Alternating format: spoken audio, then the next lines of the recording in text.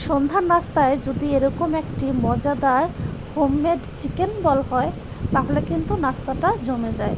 আসসালামু আলাইকুম, সবাই কেমন আছেন? আমি ভালো আছি আলহামদুলিল্লাহ। আশা করছি আপনারাও সবাই ভালো আছেন।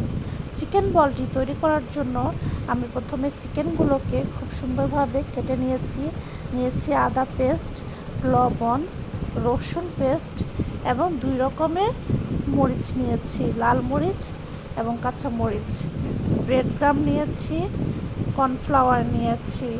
সবগুলো উপকরণ একসাথে দিব না, আস্তে আস্তে দিব। তো প্রথমে আমি চিকেনে আমার কাঁচামরিচ, লাল মরিচগুলো দিয়ে দিচ্ছি। এরপর আমি দিয়ে দিব লবণ, আদা, রসুন পেস্ট। সব কিছু একসাথে দেওয়ার পর আমি এটাকে ব্লেন্ডারে ব্লেন্ড করে নিব। আপনারা চাইলে এটাকে পাটায়ও বেটে নিতে পারেন। আমি পাটায় বাটবো না, আমি ব্লেন্ডারে ব্লেন্ড করে নিচ্ছি। খুব সুন্দরভাবে মিহি করে এটাকে ব্লেন্ড করে নিতে হবে। এই তো দেখেন খুব সুন্দরভাবে ব্লেন্ড হয়ে গেছে। এখন আমি এটাকে ব্লেন্ডার থেকে একটা বাটিতে নিয়ে নিব। নেওয়ার পর এতে বাকি উপকরণগুলো দিয়ে দিচ্ছি 2 চামচ কর্নফ্লাওয়ার।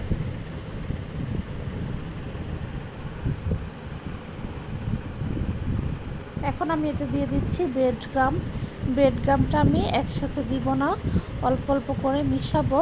কারণ একসাথে যদি আমি সবগুলো ব্রেড ক্রাম্ব দিয়ে দেই তাহলে এটা হার্ড হওয়ার সম্ভাবনা থাকবে। তাই প্রথমে অল্প দিয়েছি, তাই মাখানোর পর আবারও সামান্য দিয়ে দিয়েছি।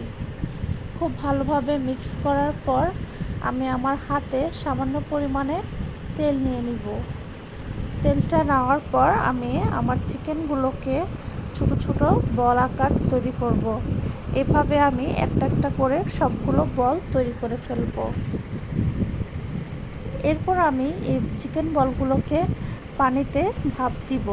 পানিতে ভাপ দেওয়ার জন্য আমি একটি পাতিলে পানি নিয়েছি। পানিটা বলকানোর পর আমি এতে চিকেন বলগুলো দিয়ে দিয়েছি। অপেক্ষা করব বলগুলো সিদ্ধ হওয়ার আগ পর্যন্ত।